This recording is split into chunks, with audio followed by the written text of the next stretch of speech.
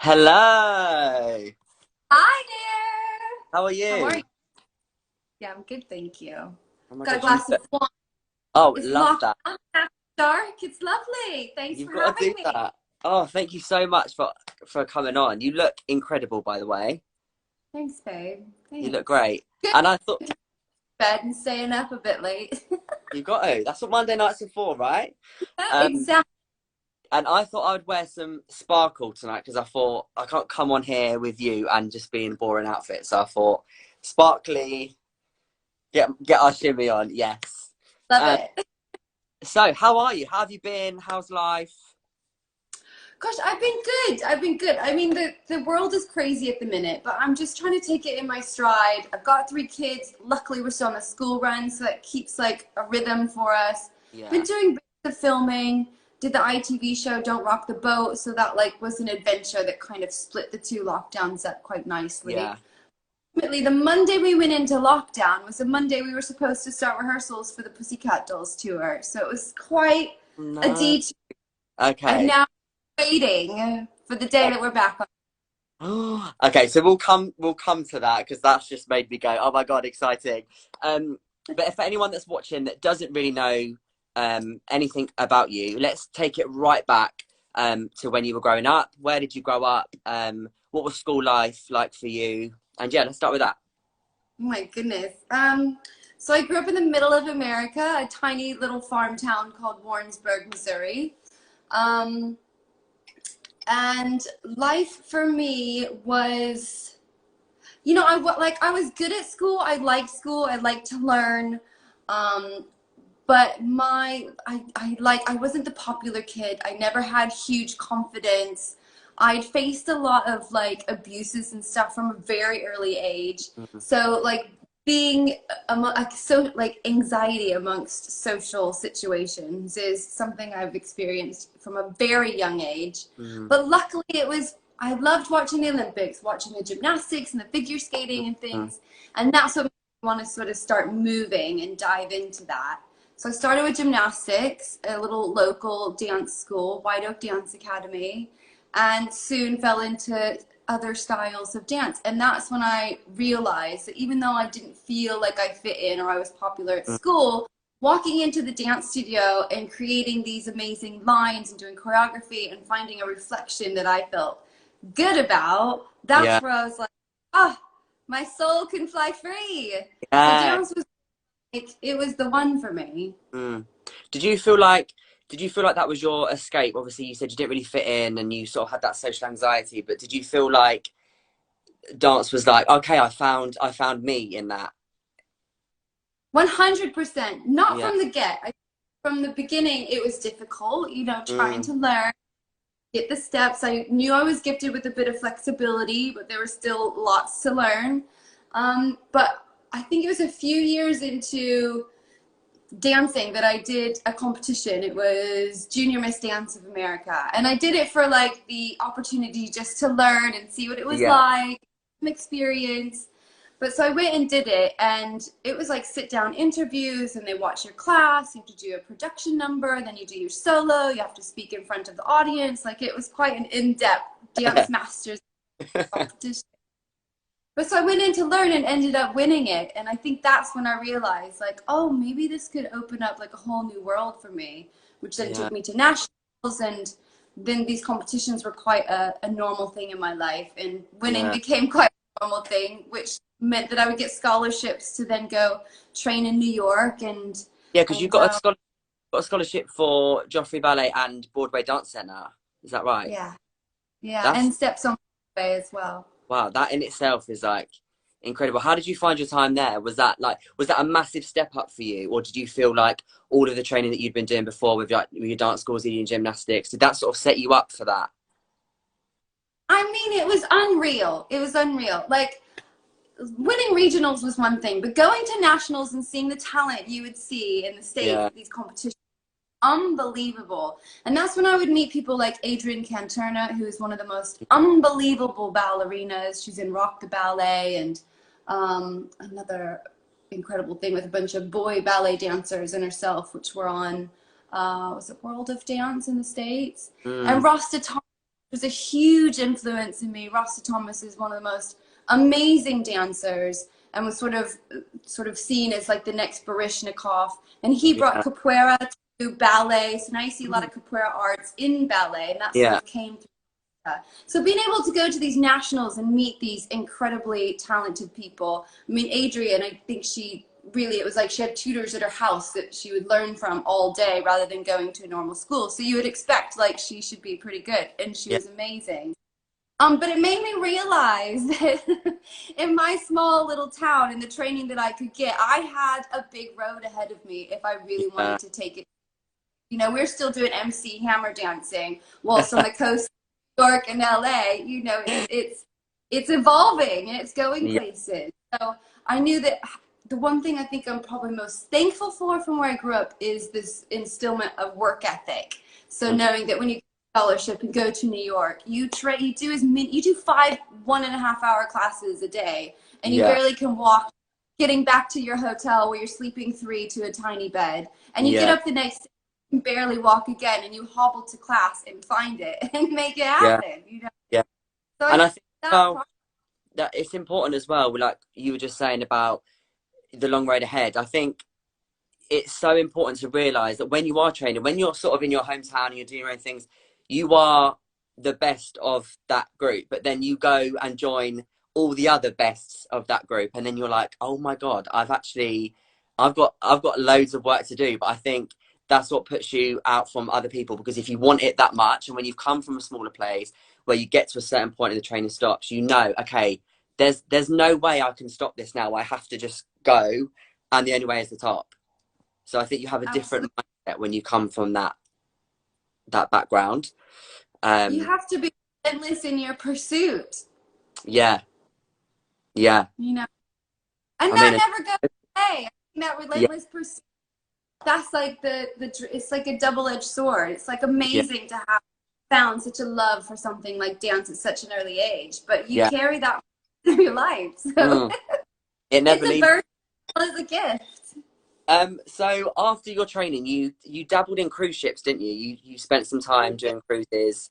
How did you find that? Because personally, I did a cruise for a week, only a week, dancing on Sweet. it, and honestly, like the fear in me, I was like, we had a really bad night with the ship, and I was like, I need to get off now. I don't know if I could do it for longer than a week.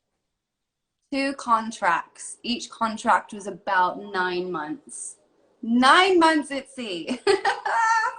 No, You know, that it ain't. was in a way that I came from a tiny town and there was no opportunities. I went to Branson, Missouri, where they've got like Dolly World, and auditioned for a theater show and didn't get it. So I was like, I gotta look at there. So I remember driving to Vegas. I had a friend that was working and living there, and I did a few auditions, Royal Caribbean being one of them, and a few theater shows as well. And was met with the question of like, will you show your tits or not? Which is, as a girl dancer, I think you gotta like know where you stand on that quite Yeah, early. yeah, It wasn't for me, but I thought it was crazy. You can earn like another $200 a week just for showing some nips. wow. Um, but Royal Caribbean, I remember going to the audition, and it was intense, and it was jazz, and it was full out, and it was quite gymnastics, and like it was full on, and I loved that. I wanted that. And Mm, the choreographers that were there were also directors at River North and Hubbard Street, which are jazz mhm. companies in Chicago. And so they sort of flagged of like, you know, you'd be brilliant at our companies, but they weren't accepting for like another half a year, and I wasn't willing to wait. I'd already taken 0 hour. I'd go to school at 5 a.m. to get an extra credit so I could graduate early. So I ended up going to work at 17, going to South Beach for rehearsals for Royal Caribbean and starting my first job on water. And yeah, seasickness, I'm right there with you. Like my first ship was in Europe. I'd go from Barcelona to Venice with all the stops in between. Mm. But around the boot of Venice, every Friday, I knew I was going to be sleeping by the toilet. It's just horrible, isn't it? There's it. I remember they were giving out like sickness tablets and sleeping tablets. Well, they won't give them out. I had them, but Yeah. I was literally like, I just poured them in my mouth. The telly was coming. I was like, this is how I'm gonna die. I was like, there's no Yeah. signal. I can't tell anyone I'm going. This is it. The ship is going to snap in half, and I'm just going to float away, and that will be it. You've got to have a stomach for it. I'm sorry, but you've got to do 9 months. I mean, some people go back to back, like for like 3 years.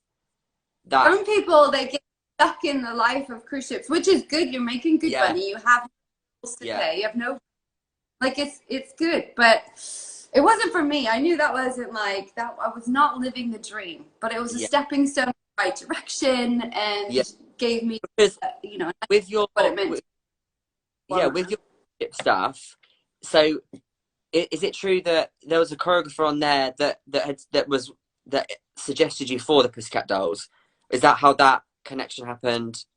No, so Made that up. my on this ship didn't end well, and it was time to and all I'd ever really dreamt of was being in music videos and in film and in movies. I was a big fan of In Living Color growing up. I don't know if you've ever heard of it, but it's like a skit show. They had Fly Girls, which were the dancers that would start the show. They'd dance before every commercial break. They would do the finales. They'd do all the dances, like the Wayans brothers who created. That's where J-Lo got her start. And I loved watching J-Lo as a Fly Girl and In Living Color growing up. And seeing like videos like Missy Elliott and Busta Rhymes and Aaliyah and all this flavor was just like, I want to be able to do that. Yeah. And so I always knew that, but, you know, needed to just get out there and see what it was like, hence doing cruise ships. Yeah. But, yeah, it was a leap of faith. I bought a GPS system at the time, packed my bags, found an audition online, auditionsfordancers.com, I think it was back then, and went for an audition in LA. Drove 36 hours. Oh, my God. And get it. Oh. I mean, at least you went. I went to the non-agent call because I was fresh out of the Midwest. And there was over 200 girls at this call. And I'd made it down to, I think they kept maybe 5, which meant I could come the next day for another full day of auditioning with another 200 girls that were from agencies. And by the end of it, I was, you know, one of the last girls standing. And I think they picked like 5 and I was number 7 or something. But I left feeling like, if I can make it that far, maybe there's something, maybe I can do this. But at the time, I was quite overweight. I didn't have a look. I was trying to figure, I think I had my hair in like twists because I'd been in Miami and dreads and having this like LA look ridiculous. But yeah, it was like making it that far in that audition made me feel like I could do it. Plus, I had nowhere else to go. I was not going back to Missouri because I didn't feel safe there. So is that, do you think that determination at that age was kind of stemming back from when you were growing up, of that, like, you know, I've come this far, I can't just give up here? Because some people, when they're faced with like a long drive or a big audition, they think, you know what, it's not that worth it. I think you've got to have that fire in you to want to go and do that. I mean, you have to. You know, don't go out there and be a performer unless you can't live without it, because it's hard, it's relentless, it's ruthless, it will make you feel like poop all the time. And I think part of your job is sifting through feeling negatives just so you can live those highs that come here and there that are just leave you almost speechless, because it's just incredible to be able to do what we get to do in the way that we do it. But yeah, I think that it came from like, I didn't have an amazing relationship with my parents. We were fundamentally very different. It was headed in a very abusive sort of situation. And I knew that I didn't feel safe at home. So my like tenacity to make it, I guess in a way, I'm really thankful in a weird way. I found a lot of things that I experienced. If I didn't feel that way, maybe I wouldn't have had the tenacity to keep going. Maybe if I didn't make it in that audition and I was super close with my parents, I'd be like, yeah, you're right. Let me just go back home to my comfy surroundings. But I didn't. I had to make it work. And having driven there, looking for a roommate, I thought that like the rent was going to be way less than it was. It wasn't made easy, I'll tell you that. And I remember the day I was moving in. I finally got there, got all my stuff in. Last thing was just to grab my valuables from the car. and it had been broken into, and everything had been stolen, from passport, birth certificate, social security, credit card, like everything was gone. Called the police.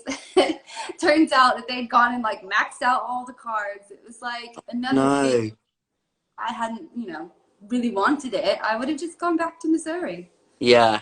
And I think what you just said then, I think it's so important when you go through like a trauma, when you go through like a really hard time, to turn that into a positive and to come out the other side is so important. I think it's so important that people that have gone through that show that to younger people. There's so many young people that I come across that are going through a hard time that can't see the light. And I'm like, people should talk about it more, because what you've just said, you feared going home. You've turned something so negative into a career that is like unbelievable, which we haven't even touched on yet. Do you know what I mean? I think that in itself, without even talking about anything, is like incredible. So like that's a cheers already. That's a Yeah. cheers.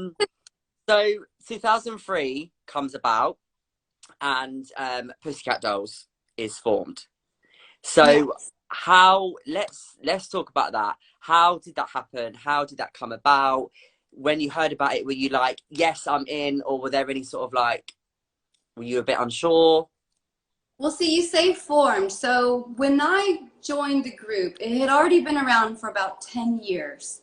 Robin Right. Anton, whilst living with Christina Applegate, they were living together. The story is that she was in her garage with boas and fishnets and stuff, just coming up with like dances and fun little numbers. And that ended up becoming a little sort of burlesque cabaret type thing at what used to be Johnny Depp's Viper Room on the Sunset Strip. So it was more of like Pussycat Dolls was a little dance troupe, and Yeah. Christina Applegate host the night, and these performers would come out. And then that led to more celebrity guests. It started getting quite a buzz. Carmen Electra became a huge part of the group, sort of faced it, and there was, up to like, I don't know, 15 Pussycat Dolls at that time, all dancing and stripping with Carmen Electra on stage, and Wow. amazing events and fashion shows and things. And then more celebs would start sort of getting involved. And I'd heard it just at, I think it was Millennium Dance Studios. I saw this sign about Pussycat Dolls and how Justin Timberlake had been to a show, and it had this like underground cool buzz about it. And I saw the pictures of these gorgeous women. I was like, this looks incredible. Still had no idea what it was. Yeah. And then I was at an audition, funnily enough, for Nick Lachey and Jessica Simpson's MTV show called The Newlyweds. Okay. So I don't know if you've heard of it, but Ah, Nick Lachey was having performers with him, so I was yeah. auditioning, and Robin Anton, who's the creator of the dolls, happened to be the choreographer at the time, along with Mikey Minden, who is Mm, one of the biggest choreographers and creatives of the dolls. yeah. They saw me, they saw my leg, they saw the way I moved. And immediately after the audition that night, I got a call from them saying, you've got to be part of the Pussycat Dolls. Yes, Larry Rudolph and Nick want you to perform with him, but you've got to do both. You've got to be part of it. And so I was like, okay. At the time I was just like, 2 gigs, it might help me pay the bills. Let's go for it. Oh my God. No, never would I have known that, a year and a half later, after I think some of the first shows we were doing at the Viper Room, it's all really underground, swings and bathtub, and it was so much fun.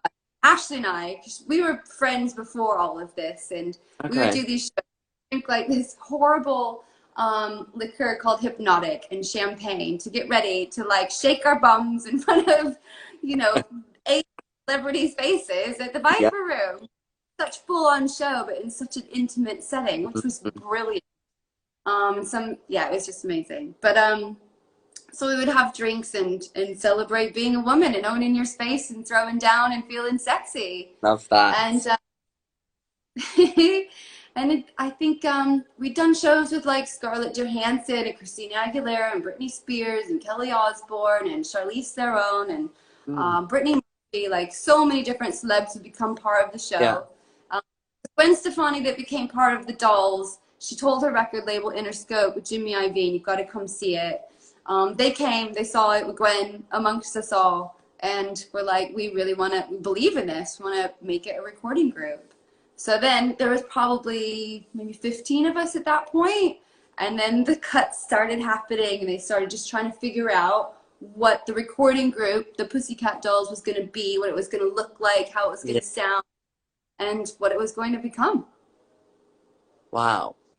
So that kind of like started off as like a really fun little gig, you know, dancing with all these people. And then obviously that just, did you anticipate how it was going to be? What's that? Did you anticipate how big it was going to be? Or? What though? No idea in the world. No idea. No idea. I remember there was about 12 of us for the first shows.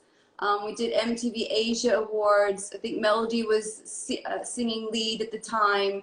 And we did another one with Tom Jones, What's New Pussycat, Divas Live it was. And there was gobs of us with Carmen Electra as well. Wow. And those were the shows we were just trying to figure out what this was going to be. But then one Don't Ya, because I was in Las Vegas helping Robin and Mikey put together the Pussycat Dolls Lounge at Caesar's Palace in Las Vegas, when Don't Ya became the song that the Pussycat Dolls record. We're going to do a big video, and this was going to be the track that was going to launch us. And we went in sort of as like more of like a throwback golden era pinup sort of burlesque cabaret thing with sailor boys dancing and being among us, to going into the dressing room with this track Don't Ya and Busta Rhymes on set, going in as like girly girls and coming out with like mohawks and braids and like all these amazing styling. We had Andrea Lieberman, who is brilliant, who's done all of Gwen and Harajuku, just a creative genius. And yeah, I remember her saying, "You've got such a sweet face, babe, but we just need to give you an edge. You just need an edge." So I remember Orbe doing my hair and doing these braids and coming out with this massive mohawk. And it's been the most fun thing I think I've ever done in my life. I love that. You have had a lot of different hairstyles through the years as well. Like you've had it all, I think. So what was the moment for you where you realized that, oh my God, we are huge? Was there a moment where you stopped and thought, wow? When we launched Don't Ya in London, that's when we knew, because there was people, you know, so many people outside the hotels and radio stations and everything. It was like, it felt massive, and there were paps everywhere, and yeah, we just knew that we were making an impact. And then as we'd go to then Germany and Russia and then over to Australia, like we realized, oh, this is like around the world. People are loving it. You sold 55 million records worldwide. Yeah, off 2 albums. That's like, that is unbelievable. What for you do you think during your time in Pussycat Dolls? What do you look at as your biggest achievement during that time? I mean, for me, like as a group or personally? Both. Personally, probably creating the tilt and it becoming more known than me, like an iconic move. Like it's a signature move. Like Michael Jackson is known for the moonwalk. I am known for the tilt. You are forevermore. I am. So that being the 2 Moon Men, winning 2 VMA Moon Men for best dancing in a video for Buttons and best dance video for When I Grow Up. It just like that made like validated everything for me. Of like, you know, the Pussycat Dolls, of course, is a singing group, but we also represent dance hardcore, and I think that's important. And you know what? It is so important. Like, it's so nice to see a group that have both and appreciate and represent both, because there's nothing worse for me as a dancer when I watch like award shows or when I watch like X Factor and the singers have got like a whole thing going on with all their dancers. The dancers go off and they just don't acknowledge it, and it's like, I just want someone to say thank you for my dancers tonight, like, because that's what makes that. So to have a group like Pussycat Dolls, I mean, When I Grow Up video, that the dance break in that, I've used that so many times for shows like that. Seeing a group of strong women, just that's iconic in itself. Like, just, I can literally see it right now. Like I can see it all happening. Yeah, I think that is definitely something that will just carry throughout. So what would you say during your time was a hurdle that you faced, either like yourself or as a group? Was there a time where you thought, was there a bit of a bump in the road, or was it sort of all plain sailing? There was no plain sailing. It was graft, babe. From the get of like all the cuts, wanting to stay a doll, like I felt like I was destined to be there. But Yeah. from the beginning, I suffered from really horrible cystic acne, and it was so bad. And even a makeup brush would hurt so bad, and it was it's like, you have to fix this. And then that would become more stressful to think like, I'm gonna lose my place as a doll because of my face. So Wow. from the beginning, I was always trying to prove my worth amongst the group. And even our first video, Don't Ya, I'm not in a lot of the group shots because they weren't sure if they were gonna keep me or not. So I was like dancing for my life in that Yeah. video. And trying to figure out how do I look better? How do I fix this? And from there, I think finally solidified. I performed well enough in Don't Ya. I got to stay, which was great. And yeah, I think the hurdles were just always there. Then you're on the road constantly, and you sacrifice everything. We worked so we hardly ever slept. We were constantly throwing down video shoots. You are throwing down for 30 plus hours, and it was tough. It was really tough. And just, you know, dealing with the business of it all, you know, as soon as like money comes into anything, it makes everything difficult when all you really want to be is a creative and feel worthy and feel like you're given enough of a pedestal and feel like, you know, you have a reason and a purpose to be there. Yeah. And it would always feel that way, but God, I was so lucky. Like, I get to be a Pussycat Doll. It was incredible. Amongst the most talented, most beautiful women to share a stage with, of many, like, they're all like my best mates. Like, coming from where I came from, running from so many feelings and situations, the dolls, for one, doing the first show with Pink, I'll never forget it. First time all dressed up, doll hair, makeup, costume, hung over the balcony at an E3 electronics situation. And the curtain opened and everybody's looking up and clapping. It gives me chills now. Like, I felt so hot, felt like such a rock star. It was the best feeling in the world. And then to get to continue that journey and, you know, be a Pussycat Doll with Don't Ya, and people singing every lyric and knowing your dances and screaming your name and making big, like, it was just the Yeah. absolute. I love. So I always knew that. Like, I was always humble about the Yeah. situation, but it wasn't Someone easy. someone just said in the group, thank you for being so honest. It's really refreshing.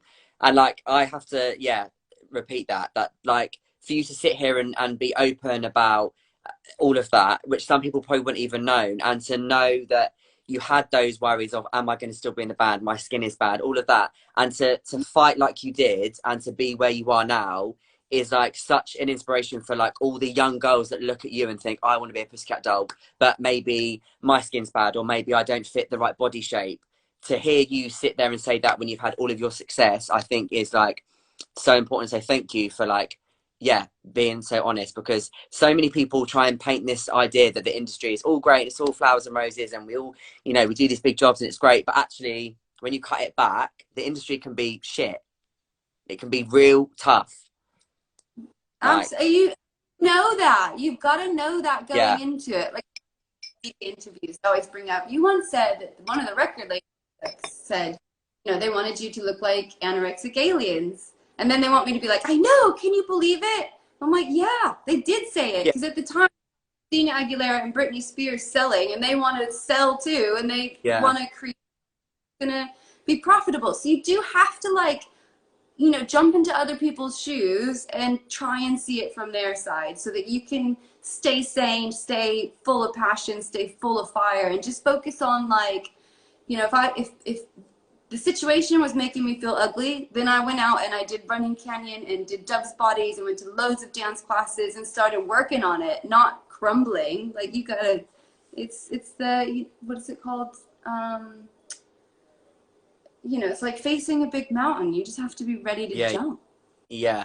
And I think, again, that's what separates people. Like, you have to go into the industry knowing that it's not all fun and games, and you've got to know the hardship that people go through. But I think once you're at peace with that, nothing can get in your way, because you're ready for everything.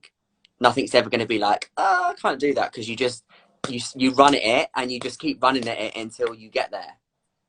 Absolutely. Well, you know, the fame game is such a tough one. I think more now than ever before. It's like so much focus is on getting there so you can be famous. But Yeah, I think you have to dive back into like what is the purpose? Why do you do it? Do you actually love it, or do you just want to be seen? And I think yeah, that's kind of what makes people, although I don't yeah. know if that's always celebrated. Yeah, I agree. And it is, you've got to trust the process, and you've got to enjoy the process, because when you get to the top, or what you think is the top, you're like, oh, hang on, I've blinked and I've missed everything. You know, all of that is important, because I think it shapes you as a performer, and it makes you appreciate how you got there, because it's tough. So obviously, Pussycat Dolls, incredible, like one of the biggest girl groups in the world. Um, let's fast forward. We're going to skip a few things. Let's fast forward to last year on X Factor, when Pussycat Dolls reunited. Can I just say, I was basically on the floor watching that. I was like as like an adult now watching that, I was like, they've just been away for however long. They've just come onto the stage, and they have just ripped it up. They have just come and been like, we are back. Like, how did that feel for you? What was going through your head when those curtains opened? Babe, okay, so well, 6 weeks before that performance, I was having a baby by cesarean. Yeah. Six, 6 weeks. nah. Kimberly, your leg was firm. You were in the splits. You were, what? So I'd worked so hard. I really wanted this comeback. I wanted the dolls to come back. Always felt like it'd be a shame if we never did. Yeah, And worked really hard to make it happen, and I failed. It wasn't going to happen. But then it came back around, and we were finally all on the same page, and I was so excited. And so we sort of had that conversation. And a week later, I found out I was pregnant, and it was such a huge surprise. It was so unbelievably unexpected. We already had 2 children. But you know, I was I was ready just to make it happen. I was ready to be like, you know what? It's amazing that as a woman we get to, one, the fact that I have this gorgeous husband and this amazing marriage and these kids, like we have a wonderful place to welcome a 3rd child. yeah, But I also needed to see my destiny through. yes, So luckily, my partner Max is trained in Pilates, so he would help me stay training the whole time. I was still performing. I was still out there doing my thing, still dancing. Even performed with Flawless. I think when I was 8 months pregnant, I was massive on stage performing with them. But it was all to keep me ready. I'd had 2 cesareans previously. I knew what it was like, and I was about to test my body like never before. So I had the cesarean. We've even documented it from the very beginning. And yeah, she went in, she stitched my abs together to give me a bit of a head start, kept me off the painkillers as soon as possible to get me on my feet to start recovery, because I didn't have much time. And yeah, by the time I got, so 6 weeks later, I'm in rehearsals for a first performance with the dolls. And the baby is there, my husband was there, I'm breastfeeding in the rehearsals. Before I went out on stage on X Factor, I'm in the dressing chair breastfeeding Senna, passing to my husband, and out I go to do a performance. And I'm still upset that my leg is only there, like it should be there. do you know But, what? you know, I was... I'm never ever gonna moan about anything ever again. I'm not doing it. You had a baby, and 6 weeks later you gave that performance. Oh my God. Yeah. So I felt like I was going into the Super Bowl with an injury. Oh my God. I That gave it my is, best. I was still so in a maternal state, and I yeah. definitely didn't feel like I was in my own body, but I was ready to show up and throw down. And that is exactly what you did. Now, before we Oh, move on, right, is there a new album coming out? Is there a new single coming out? What's going on? And obviously, I know you're going on tour and you're meant to start rehearsals, but that's been postponed. So, can we get like an exclusive? What's going on? I mean, I am on the hush. There are conversations, things are happening. I believe there will be some new music. Very excited. Mm. Hope for some new videos very soon as well. And yeah, hopefully plans will be put in place very quickly. I know that they're working on it, but it does seem like it's taking forever. But patience is a virtue. It is. And yeah, I'm just excited to get us all together. It's more difficult than ever. Some of us live over Yeah. here, live in the States. We're all older now, more mature. I like mature. Grown.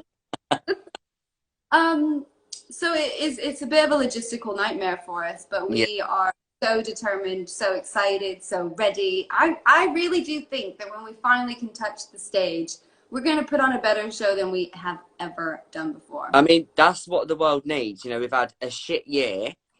We need Pussycat Dolls. That's what's going to get us through. And I will be there for front row. It's been nice to recover because my Yeah, mind, body yeah. is You, so ready. yeah, because you've been doing everything. But that is, we all need a tour. I will be there front row with my banner like this, waving, cheering you on. If you need any dancers for music videos, hit me up, Kimberly. I'll be there. Yes. So let's go back. We're going to skip back to your time in 2010 as a judge on Got to Dance. How was that for you? How was it sort of now judging people? Oh, it was tough in the beginning, but it was an absolute dream job. It took me a second to get used to it. I do realize that I had a very American approach. My honesty was very brutal. I was straight to the point. But I just felt like you got 30 seconds to affect somebody's life or plant a seed that's going to potentially make them better or make them succeed or help them find their own path.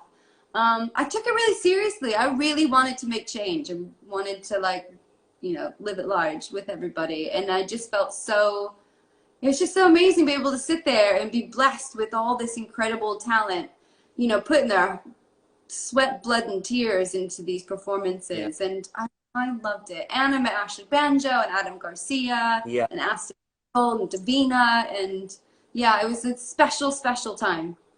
That was a really good show. I remember watching that, and I think it was really refreshing at the time to have a show that like nurtured dancers, because obviously you had Britain's Got Talent where you just showcase, but to have something where you know you look after your dancers and you sort of have that. I think that was really, that came at such an important time for dancers as well. And I think your honesty was perfect, because like I was watching Strictly the other night, and I was watching it and I was like looking at it from a dancer, and then some of the judges' comments, I was thinking, you're just being nice for being nice sake, and it's like that annoys me. But like the stuff that you would come out with is real and is what is going to help someone grow. You can't tell someone that they're amazing all the time, because where they're going to go from that, you have to be, and again, it's the industry, you have to be cutthroat, you have to know what it is, otherwise how are you going to ever blossom? I think that's the one thing I did learn was like I never changed my attitude towards it. I Yeah, stay right in that space. But what I did learn throughout the 5 years of doing it is that people are different. We're all in a different spectrum. Me yeah, growing up, my teacher would be yelling at me. I have to stay after and do loads of push-ups for saying can't. I'd be in tears half the time. But that pushed me. That yeah, drove me to do better. That helped me. I liked it. I feed off of it. But then I realized that some people don't. Not everybody is me. And yeah. so trying to recognize who I'm speaking with and how I should go about it so that I can affect change within them and the person that they are. I started to sort of find an ebb and flow with that and realizing that I'm not always talking to myself. Yeah. Someone's just said, what are the three qualities a standout dancer should embody for you? Hungry, Hungry is a big one.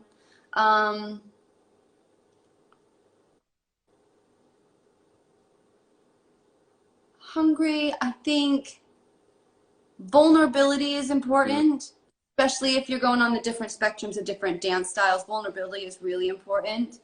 And a certain level of confidence, tenacity. Like, you've got to attack it. If you want to be seen, you have to attack it. You have to go for it. You can't be timid and think that you're really going to go somewhere, unless you Yeah. get lucky on a social media platform. If you're actually going in the world of dance to auditions and things, you have to be hungry enough to scratch at it. Yeah. Because I remember, like, before I am where I am now, like, people used to say to me, oh, like, you don't, because I'm very vibrant. All of my clothes I wear are bright colours, and I'm always like, I show up in what I want. And people say to me, oh, you don't want to be seen like that because you want to be put in that bracket. And I dance in heels, and people would be like, you don't want to show people that you dance in heels because you'll be put in that bracket. And for so long, I would be in that head of like, okay, I need to be like this. And it got to a point where I thought, that doesn't make me happy. What I do makes me happy, and if someone doesn't want me for that reason, then that's obviously not meant to be. I'm happiest now when I can wear whatever I want. If I want to put a heel on and slut drop my way around the studio, I will. If I want to put a hoodie on, I will. I think it's that thing of being seen and being happy in what you do, and not always listening to someone say you need to do this, because that doesn't make you happy. Like, I think But that's you're lucky that you're in that place so quickly. mm, I mean, it's a long time to get there. It was yeah, constantly trying to be seen enough to do more. But yeah, I've definitely now, like, I just, probably having 3 kids, seeing that reflection of like, no, I'm fine being me. I don't need to be anybody else. I don't need to compete. I'm gonna keep doing me. yes. That is the energy. That is 2020 energy, Kimberly. Yeah. After, so after your time on Got to Dance, you were the winner of MasterChef. Like, this winning streak, how was that? Let's briefly talk about that, because I do want to talk about Don't Rock the Boat, and we haven't got a lot of time. But just sum up for me in 3 words your MasterChef experience. Scary. I mean, I couldn't cook. I couldn't cook at all. I could bake. I used to bake as a kid and sell them to raise money for my costumes and my travels and expenses and stuff. But I couldn't cook to save my life. I made what was going to be my husband's first cup of tea. I poured cold water on tea bags and then Oh, freaked out. Like, ooh. really bad. But I had just had my baby and knew I was going to have to feed this little thing and feed my family for the rest of their lives. I needed to learn. And so I went for it. I went for it more of like just wanting the experience and to absorb as much knowledge and know-how as I could. Felt like I was going to be sick every time I lined up to go in that kitchen. I'd pick up the knife and be shaking like a leaf. Luckily, I had people like Oh, yeah. Rylan, brilliant, and kept the spirits high, and Sam Nixon. And we, had some great people in that series. Hardest thing I've ever done. Scariest thing. Mm. I say hardest. Don't rock the boat. Ridiculous. But yeah, it was intense, and I had gone in just hoping to get through the first round. That would have been a win to me, and to knocked out the winner was nuts. That is an achievement, because cooking under pressure is like, cooking it on its own is hard, let alone having cameras and everything else on top of that.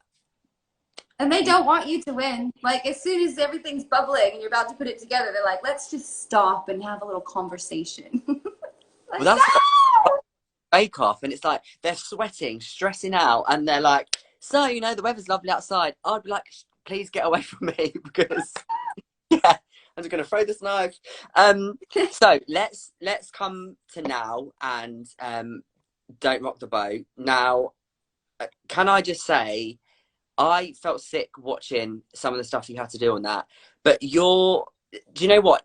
After watching it and now speaking to you and saying about like your childhood and your tenacity, was so obvious on that show. Like, your strength, your commitment, your positivity just carried everyone through. So like that, I watched it, and now I spoke to you, I'm like, wow, like all of those years of practice that you've needed came to you in this program.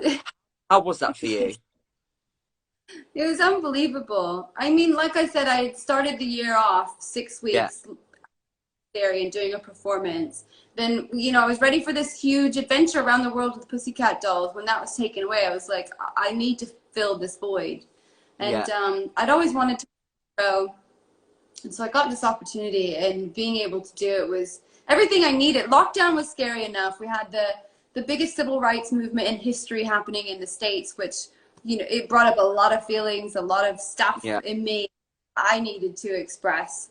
And that's what Don't Rock the Boat gave me. It was a chance to go out there, get to that point of like darkness and feeling Yeah. like you've got nothing left and having to push through it. And boy, did it make you do that a lot. I mean, I was watching the task where you have to climb up the rock and throw balls across. Like your concentration in that was like, I would have been all over the place. I would have been falling off the wall. Like, what were you channeling during that time to keep you like focused? I mean, I knew we needed it. We were so far behind in the race. Like we had to make it in. We were up against Jodie Kidd and Victoria Pendleton, who are unbelievable. I mean, Victoria's a 9-time world champion, 2 Yeah. gold medals, like unbelievable. And Jodie Kidd was incredible when it came to rowing herself. So I knew that we couldn't falter. Like we had to push. And being partnered up with Denise, who's the most brilliant woman, I adored her and loved her. We'd already been through so much that even the show didn't show.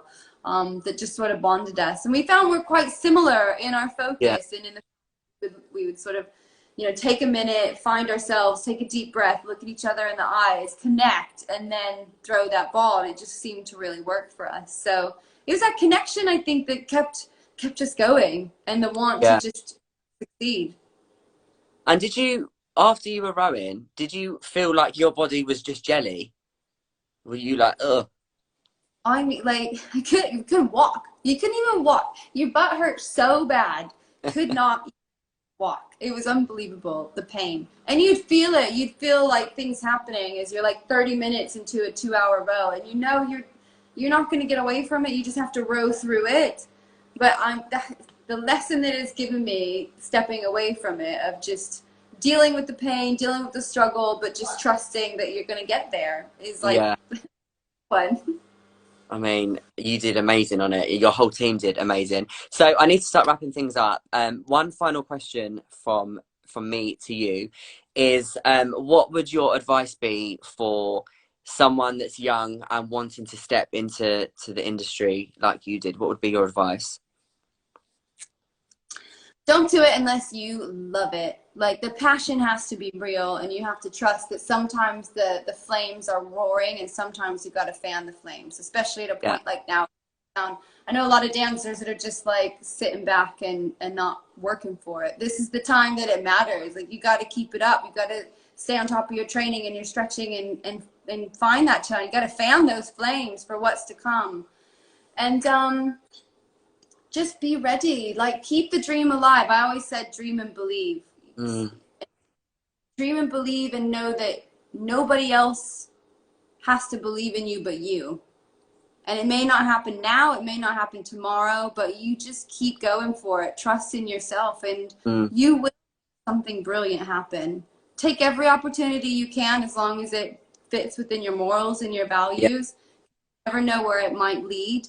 And especially when you're just getting started, you just need to get out there, meeting people, trying new things, learning new things, and finding where it takes you. That's part of your journey. And you never know, you might end up in a band like the Pussycat Dolls. That is right. That is amazing. Kimberly, thank you so much. I feel like me and you need to get in a dance studio when things are a little bigger. Yeah, let's have a dance. Okay, let's do that. Let's do that. We'll put some heels on. We'll put some music on. We'll get some content done. Kimberly, thank you so much. Honestly, tonight has been one of my favorite chats, and to have someone like you on my show is just unbelievable. So thank you so much, guys. Everyone that's tuned in tonight, thank you so much. I will be back on Friday with a runner-up, 3rd place from RuPaul's Drag Race UK. So that's super exciting. Guys, thank you so much. Kimberly, you're amazing. I'll be in touch with you very soon. Cheers, guys. Bye. Bye.